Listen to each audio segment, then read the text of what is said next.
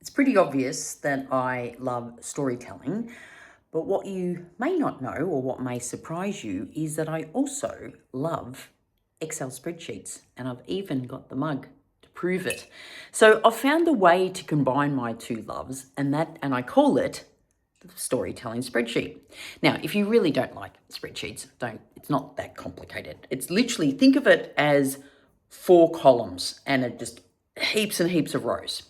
The first column is what's the high level value or concept you're trying to explain. So when you think of your company values or your own values, it's things like integrity or collaboration, or you might need to give a presentation next week on innovation. So it's innovation. So that's your first column.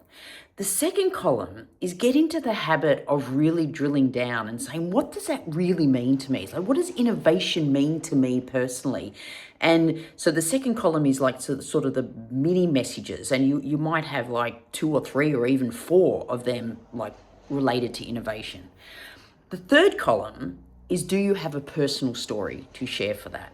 Now, you may not, but if you don't ask, have you got a personal story, you probably won't have a personal story. So that's the third column. And then the fourth column, that's your work stories, your professional stories. So if you think back about the 4 types of stories that I spoke about in a previous video, that could be a professional story, it could be a public story, it could even be a parable in there. So high level concept, what are the real messages underneath?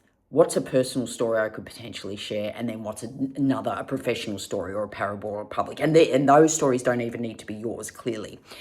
And then just keep going along and fill out your spreadsheet as something that you're looking out the window and you see something and you think, oh, that could be a great example of innovation. So you maybe update your spreadsheet. And like I said, if you don't like a spreadsheet, have a notebook, have whatever, but get into the habit of going through that process of what's my message, what does it really mean, and do I have a story to share, and start to capture it somehow.